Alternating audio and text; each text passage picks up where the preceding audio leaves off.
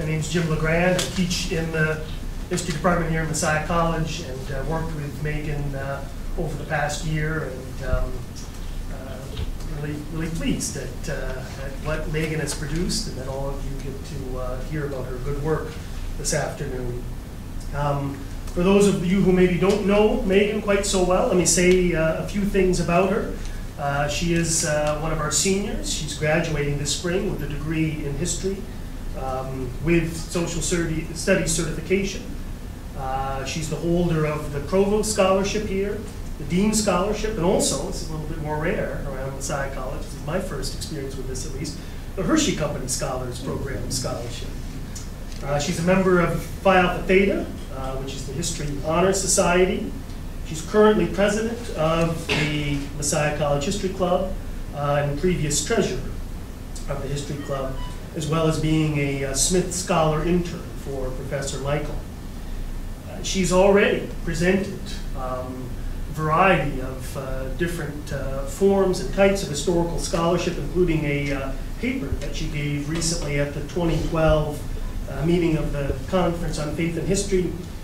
At that conference, she gave a paper entitled, "In Union There Is Strength, Nationalist Sentiment of the General Motors Corporation Sit-Down Strike of 1936-1937.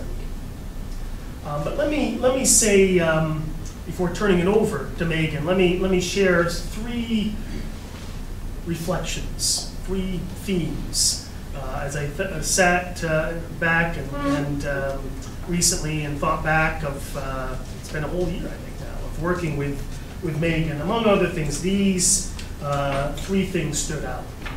The first thing is that, as I think you'll all recognize, maybe some of you know already, this project, iHershey Tour, a guided tour of Hershey, Pennsylvania in the industrial age, an app for iPhones, iPods, the iPad. This project very much emerges out of Megan's own personal history. She's very familiar with this region, the Palmyra, Hershey region. Has worked at Hershey's Chocolate World since 2006. I think I see over at the table there some evidence of that.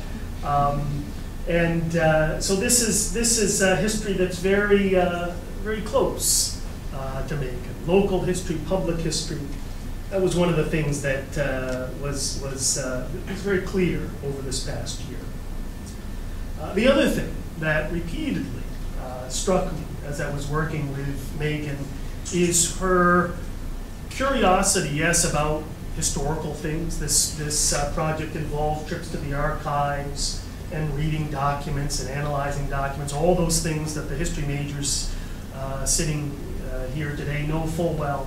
But Megan also has a curiosity, and I guess I'd say even an ambition about technological issues. And so this project really brings together the traditional historical research and examination with exploration of new ways, new means, you might say, of communicating this, new media. And so she taught herself. I tried to make sure I get this language right. This shows how little ambitious I am about technological things. I might even get the name of the program that Megan used wrong. But I believe it's Objective-C coding, perhaps. I recall a few months ago when we, or a few weeks ago when we went to the ITS and met with John. They were impressed that Megan would take this on. Apparently, what do I know about these things? But this is a kind of a language that has great potential, great capability in communicating things, but pretty tough to learn. But Megan took this on and learned it very well, learned it successfully. And then the final thing that I'll say, this I don't, it struck me that this is unusual to Megan's situation. I don't say this lightly. Every student, those of you who are in this room at the end of the semester, I'm sure you have your sob stories, right? It's a difficult time of the semester. You're, at kind of the basement of the year here. So all of us persevere through various things. But I thought it just appropriate for me, lastly, to mention that Megan, in addition to all of the sort of normal difficulties she doesn't mention all of them, as most of you don't mention all of them, that she went through in the midst of working on this project. I think it had a particularly challenging semester,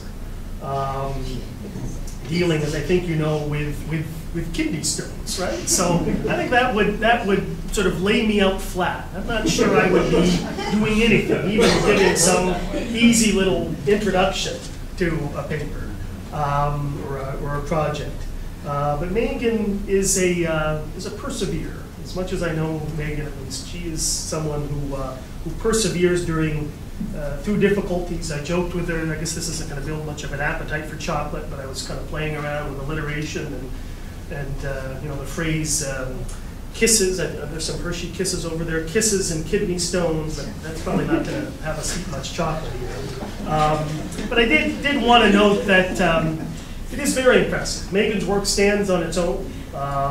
It is an enormously impressive project, but I think for me personally, I'll just share, made all the more impressive given the kinds of struggles that she overcame to get to this moment, to this day. So please join me in welcoming Megan Keller.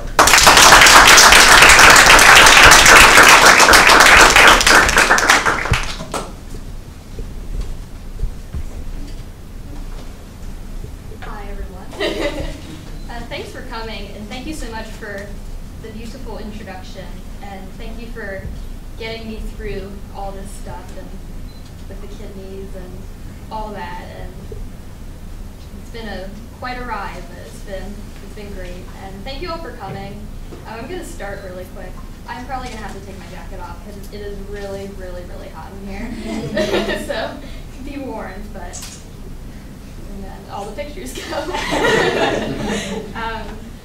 So to start my presentation, oh yeah, it works. I'm going to be starting at the end of the story.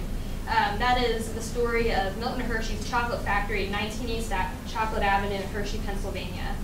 I don't know how much you guys like to read the news or watch the news or listen to the news, but it's been a big topic in the news since the middle of October. Back on October 22nd, it was announced in the Harrisburg Patriot News that there was plans to potentially raise part of the old 100-year-old chocolate factory, and that the Derry Township Design Review Board would be reviewing this the following week on October 29th to hear a petition from the Hershey Company, which we're going to talk about throughout this presentation, to demolish that. And it's been something that's been going on for a little while. Earlier in 2012, the chocolate factory finally closed. They packed up shop and moved across town to the West Hershey plant. So this wasn't really much of a surprise. And then after the chocolate factory discontinued production, they sold the facility for $50 million to Chocolate Realty, a Delaware statutory established by Net Lease Capital Advisors. And in turn, they're leasing the property back to the Hershey Company for a lease term of 40 years so that they can use the offices in the rear. So this is what's going on right now. It's not very pretty, obviously. So by November 5th, 2012, so this is about a month ago now, there were crews had begun to demolish part of the factory. They're actually demolishing kind of from the inside out. So there's sort of like a courtyard hole in the middle of the building. And they promise that they're going to leave the smokestacks, kind of the iconic smokestack, I don't know if you can see them in any of the pictures, and the Hershey cocoa bushes at the front of the building. But they had determined that it'd be too expensive to do much else with the building other than to tear it down. In response, a 17-year-old named Brady Hummel started an online petition to raise awareness of the proposal, not because of wanting to use the factory, but he just wanted to kind of raise an awareness of all that was going on and kind of raise questions about historical preservation, which proponents of the tearing down of the chocolate factory kind of rationalize what they want to do by saying, well, other things in the town have been torn down, like the Oyster Bar, the Hershey Inn, also part of the history of Hershey. Those have been since gone, and no one made a big deal about that. So why is this such a big deal? So with that being said, there's been a lot of other articles written by the Patriot News about what do people think about this. And Monica von Dovenek on October 23rd wrote an article, and that was about residents kind of dismissing the idea of tearing down the factory, not because of wanting to use it, but because it's something more to them. It's part of their memory. So to some, the factory represents the cornerstone of the community and the family's means of survival. And I'm going to show you some of what people think about this. First is Jeff Morena. He reflects, "I get tired of things leaving. It breaks my heart. You can't even smell the chocolate like you used to. It used to smell like a good cup of hot cocoa." And then Diane Carroll, who worked in the factory for 28 years and now works for the Chocolate Workers Union, said, "I felt like it was my home. When I look at it, I feel like crying." And then after this article went online, there was like a big explosion of comments to it. And so I read through some of them. I'm going to share some of the things that people had to say. First, Aquarius writes, "I'm not old, but I miss the old things that life had to offer. I no longer smell the chocolate factory or Stroman's bread. My grandparents' 200-year-old house was knocked down. I miss cars that all looked different in communities where houses weren't all on top of each other, and instead there was land to roam. Our society has turned into out with the old and in with the new, as if the old, whether it be structures or people, are of little or no value. Everything new is not gold. New buildings and houses will not last like those built decades ago. I would prefer the old chocolate factory stay and be rehabbed to smell the chocolate again. As a kid, I went on a tour of the old factory and got a big, all capital letters by the way, big, candy bar as a parting gift. Those were the days when the bottom line wasn't the only important thing in the world."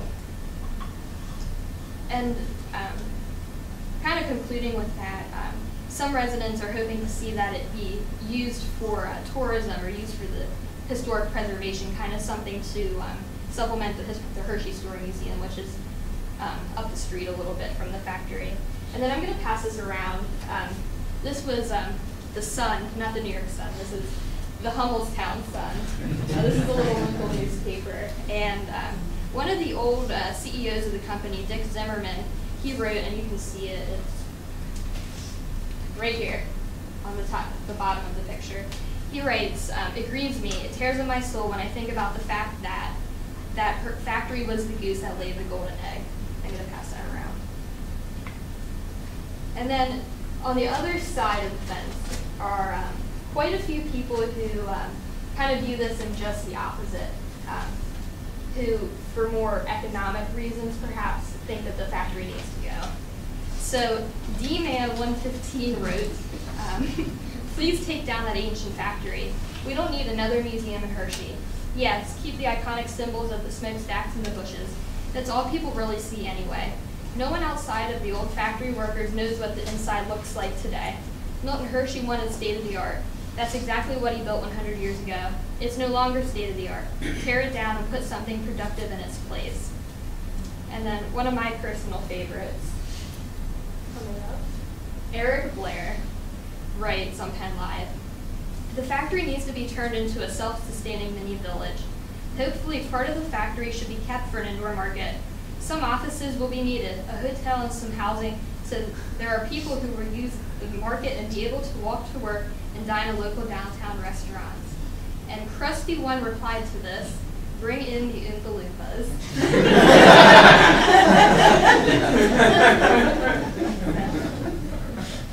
And Professor LaGrand kind of warmed us up into this, but I kind of have my own little memories of Hershey. I was born and raised in Hershey, so this is kind of old news to me.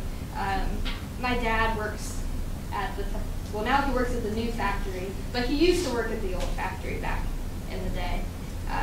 And I remember, I have quite a few memories of the old facility that they're wanting to tear down. I remember going to see Santa Claus at Christmas time. I think I got like a candy bar or a toy or something. And getting to see the factory. I also remember, and we can see this picture up here, which my mom doesn't like. The 90s hair is going on. I remember also visiting Hershey Park at least once a year. My growing up, I started on my first birthday, and it's sort of been a tradition. And I've also, as we've already mentioned, I've worked at Chocolate World for quite a while. So this is kind of something almost that runs in my blood, and kind of what I came up with, and I don't want to sway anyone to believe anything either way. I can understand the economics behind it, but it's hard when you have like some memory so invested in a building to see the building be torn down, especially something that has such a big physical presence. This is a 2.5 million square foot facility, and it's going to look vastly different if they tear it down. So, and after reading all these memories and coming up with my own, I came up with a couple questions, and this is what we're going to explore in the next portion of the presentation. First, why do Hershey residents consider this particular piece of Milton S. Hershey's legacy to be so significant on cultural, historical, and personal levels? And second, why are others less interested in preserving the seemingly empty, deteriorating artifact of the American Industrial Revolution? And this is not some sort of idea I just came up with out of nowhere. A lot of scholars, especially in recent years, have been trying to wrestle with this balance between history and memory. First, Pierre Nora brings up the difference between history and memory is history is more concrete, and it tends to be associated with a nation or the state, but memory is more abstract, and that comes from an individual's experiences directly. And then John Bodner, which I put up in PowerPoint, in his essay titled Generational Memory in an American Town, he brings out that in the process of orally recounting our memories, we engage with the past, participate in the process of historical analysis, and we create history, whether or not we're historians.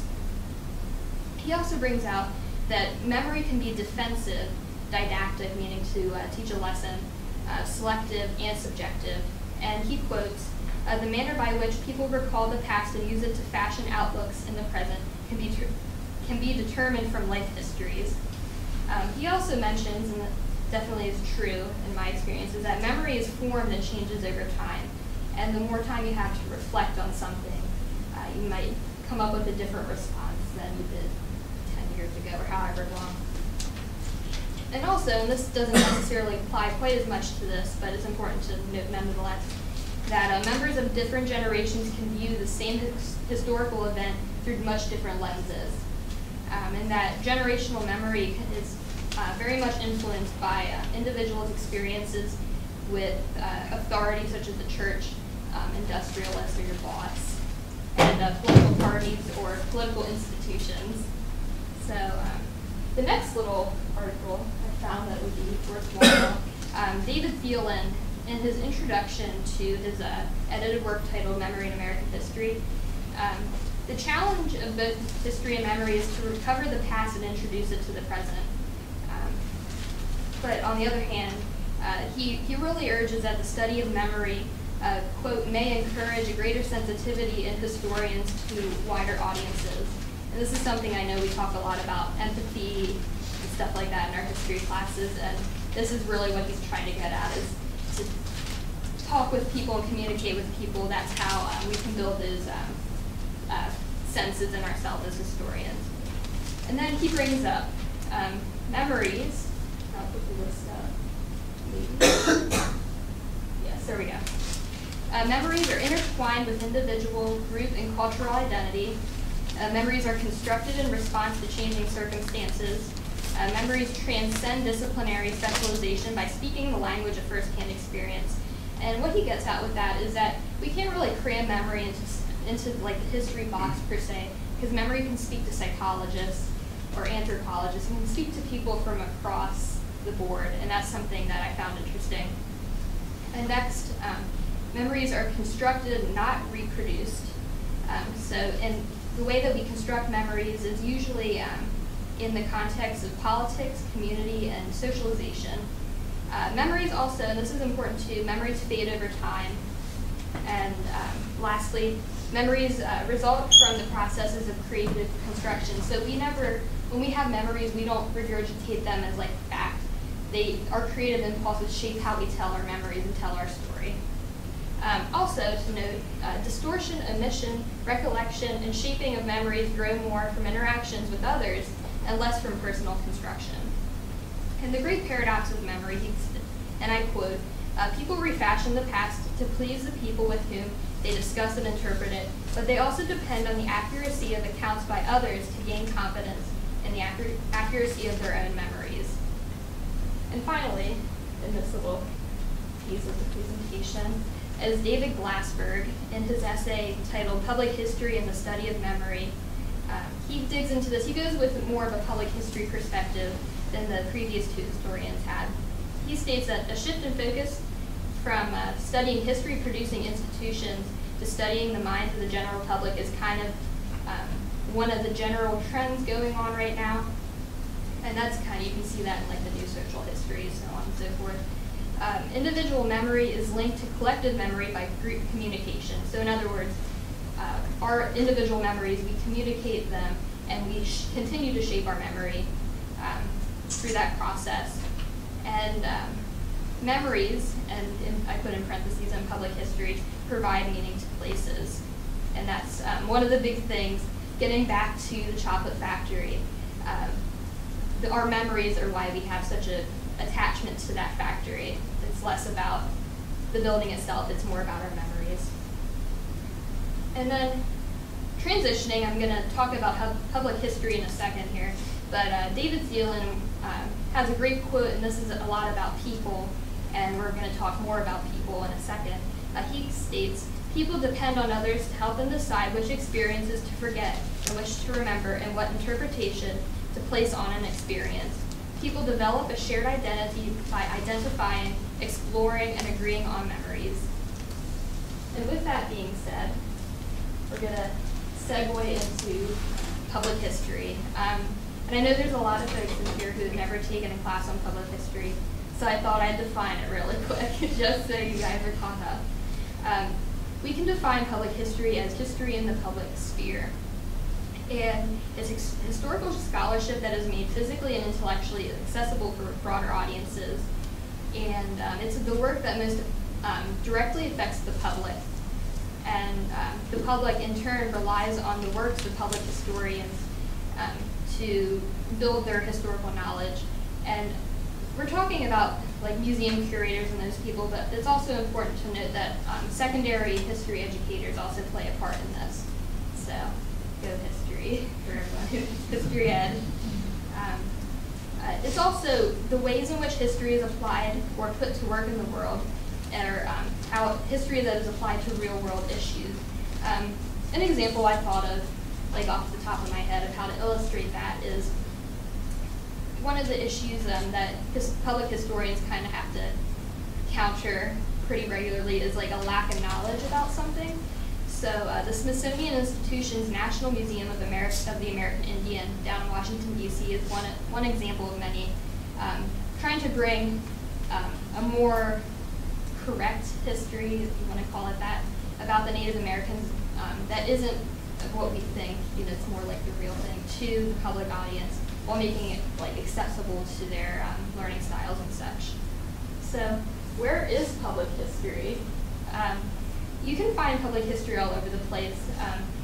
I should have put up there secondary social studies classrooms, but I forgot. So, first is history museums. A few I wrote down really fast.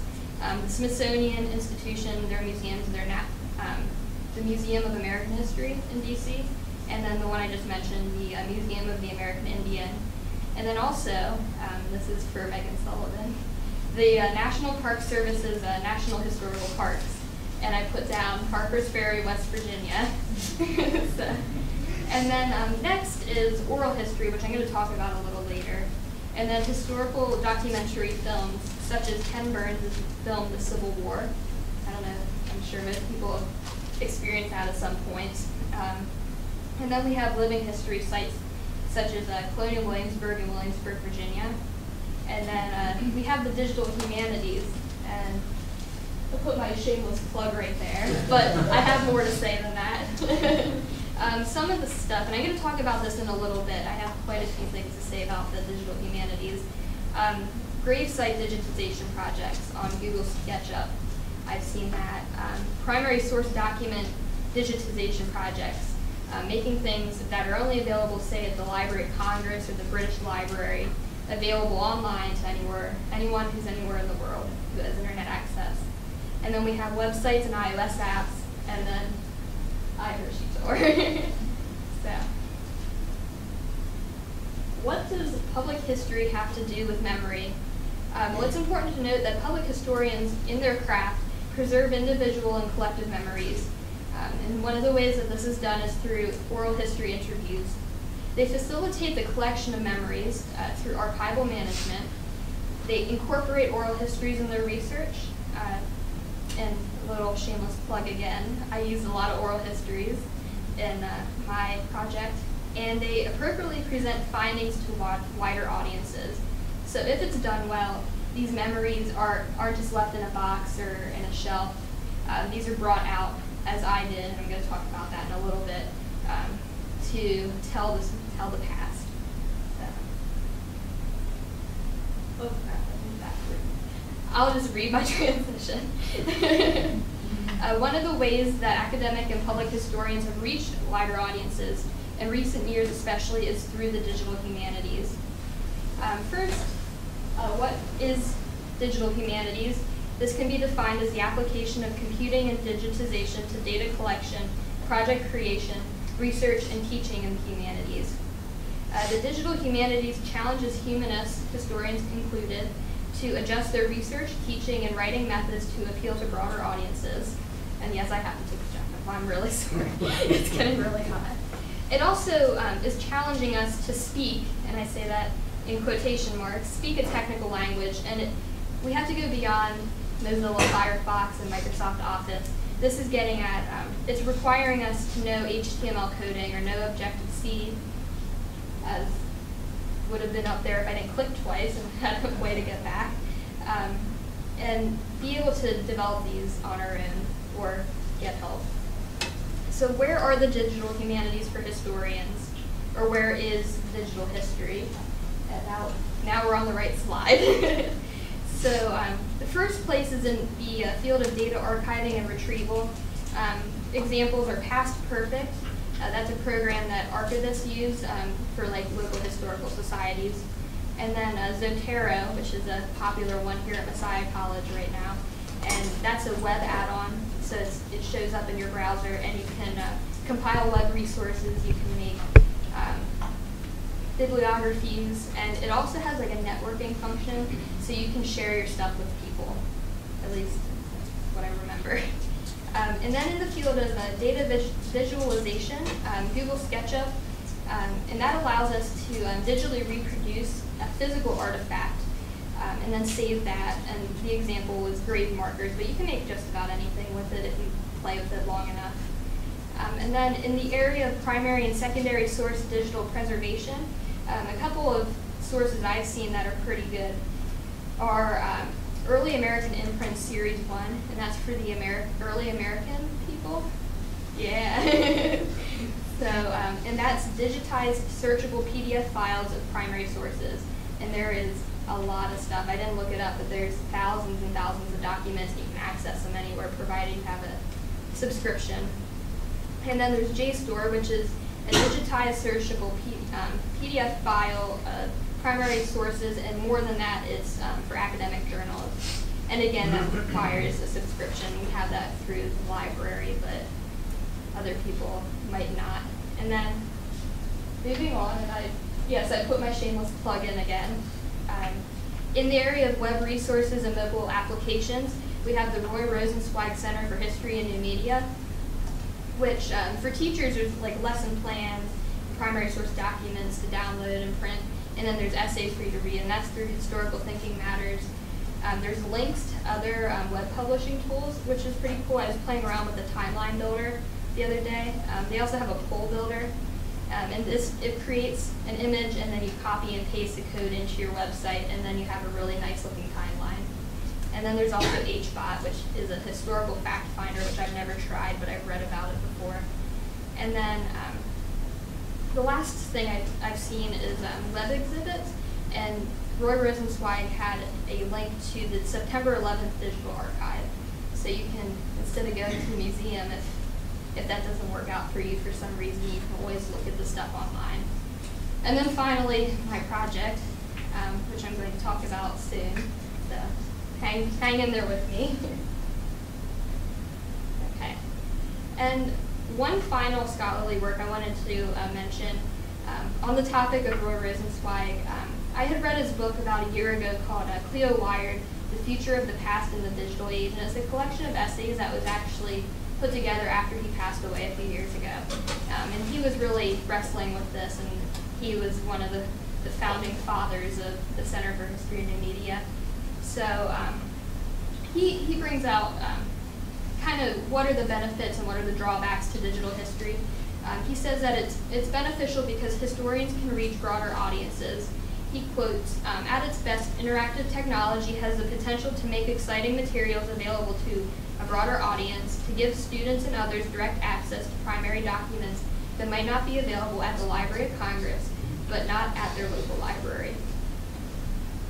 And what are the challenges facing digital history? The first challenge is democratization versus the privatization of resources.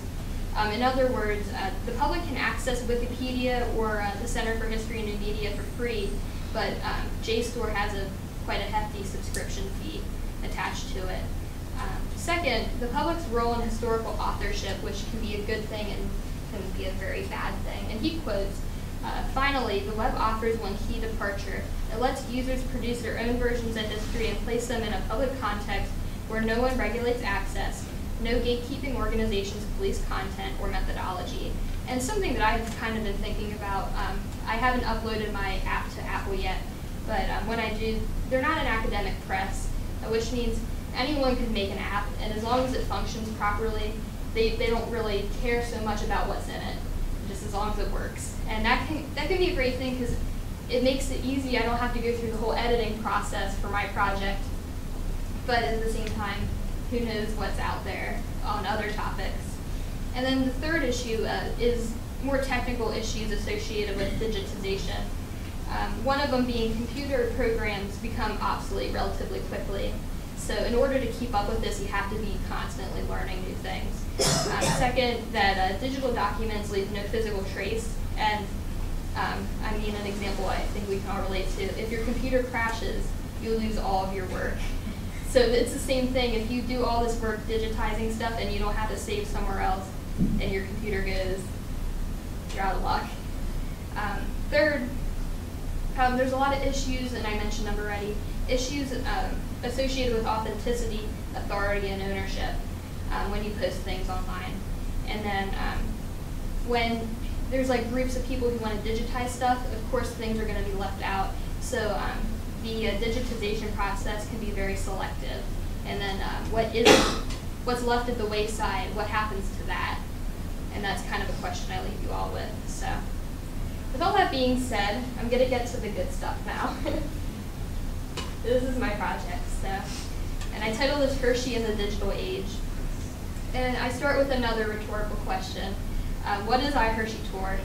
It's a guided walking tour iOS mobile application, and it tells the history of Hershey, Pennsylvania in the first half of the 20th century while you walk across 9 stops and walk a little over a mile.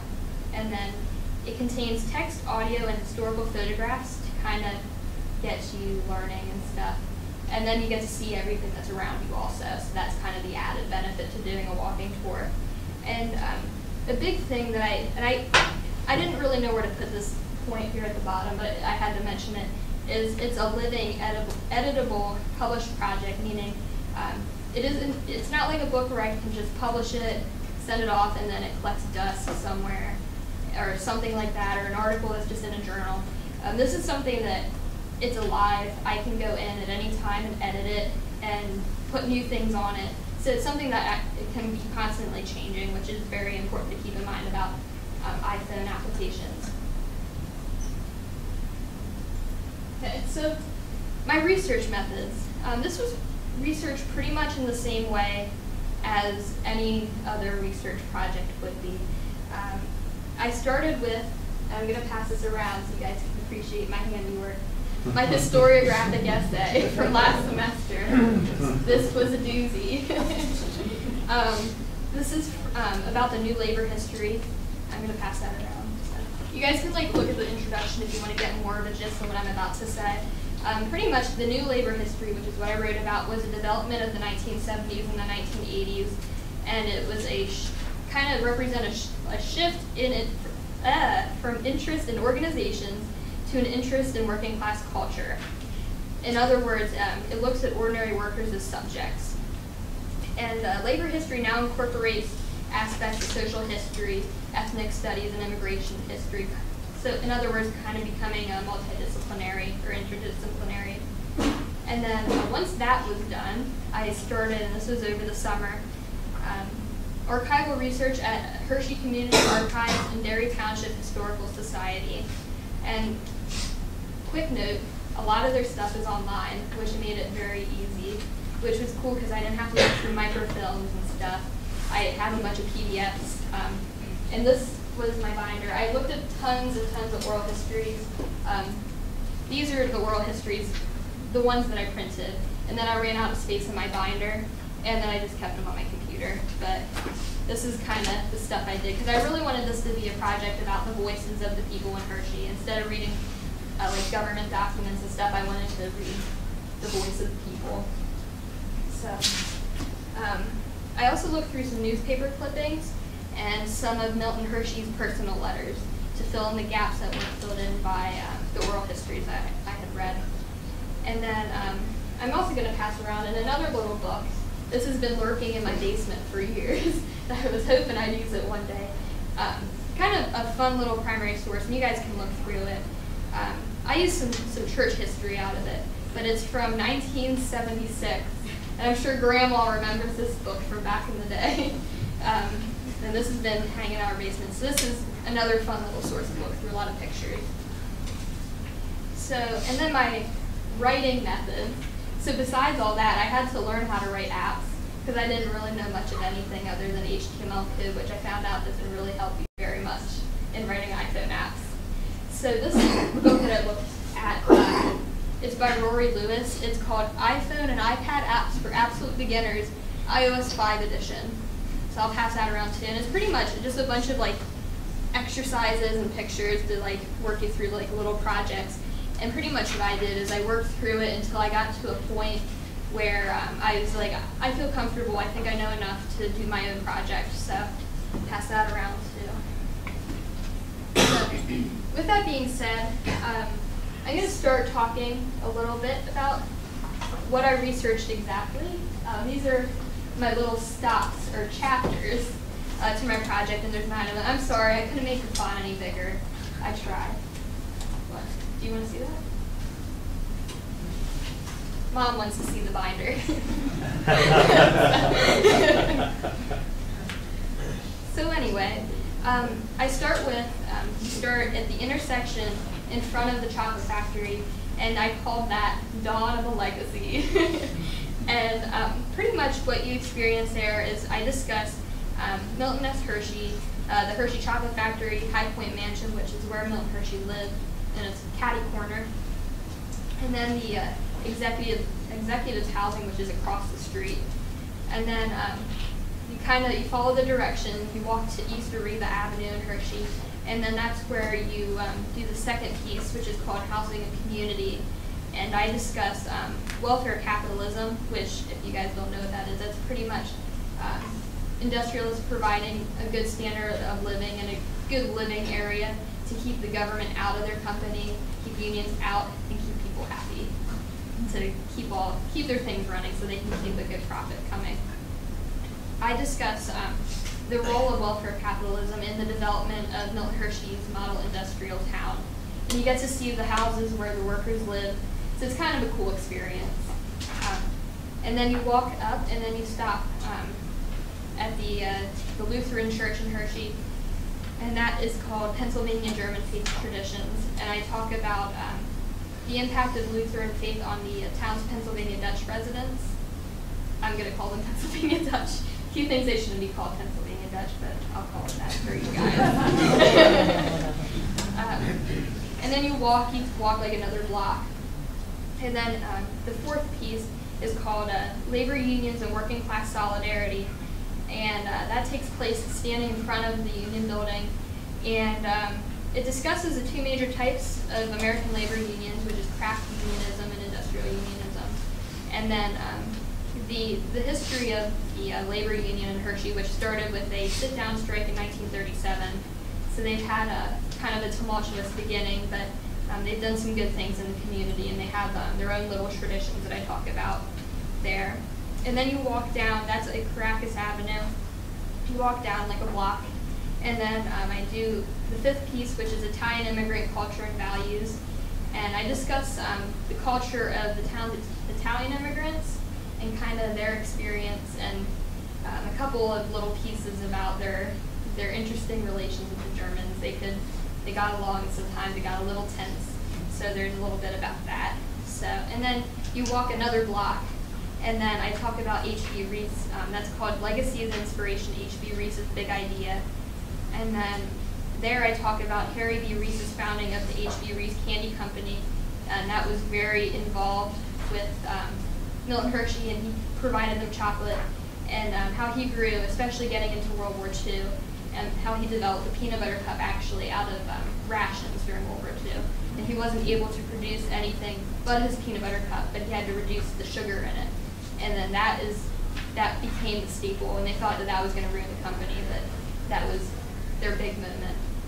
So I talked about that.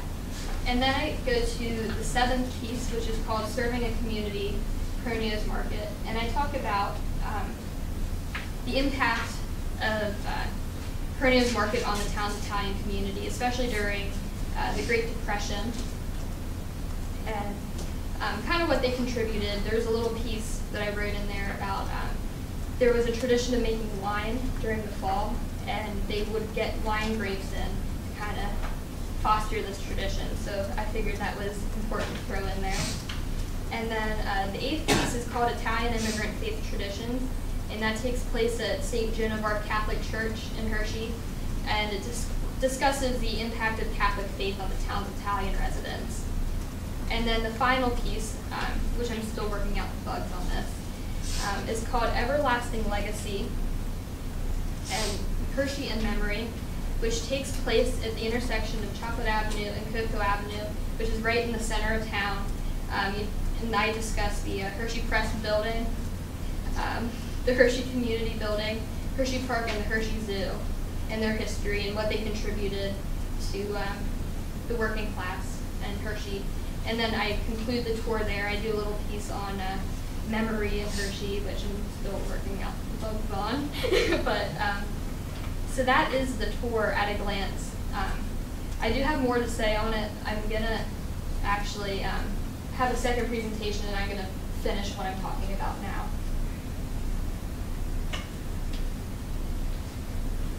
A few details about the app, in case you guys want to go and download it, which I hope you do. That would be really nice.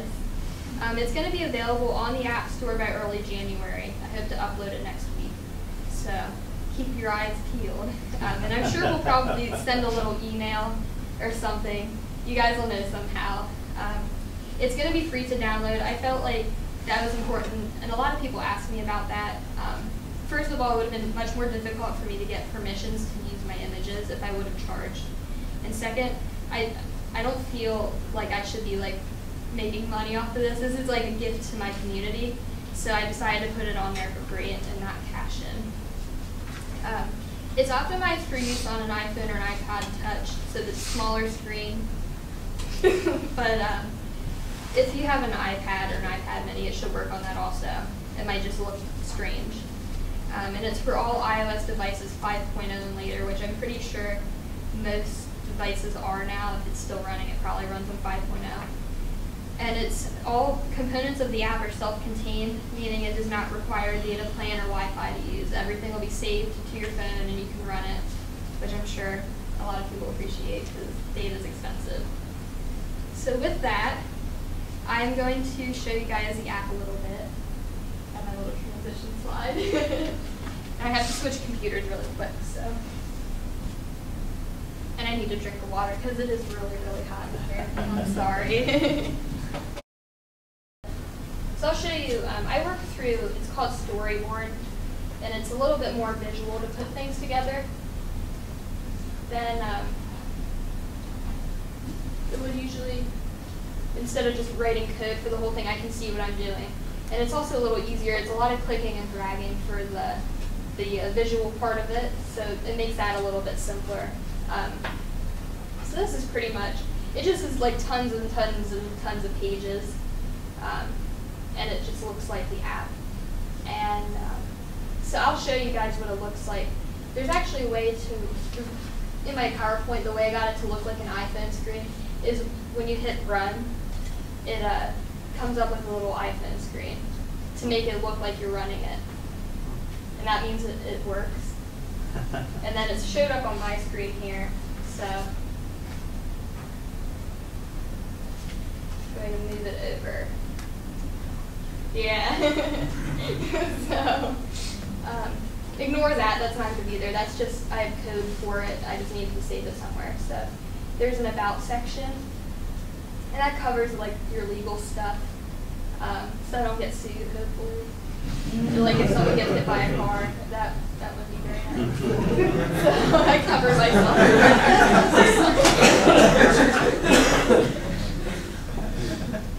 So no suing me, please. And then you hit start, and it goes to the menu here. And there's 2 pages to the menu. I couldn't fit everything on one without making it look strange and small. So we'll click on the first piece here. I'm not going to go through the whole thing because I don't want to bore you guys to death. But so this is the first page, and pretty much what you do, you click through. But the audio is not in it. It will be there soon. And you just listen through.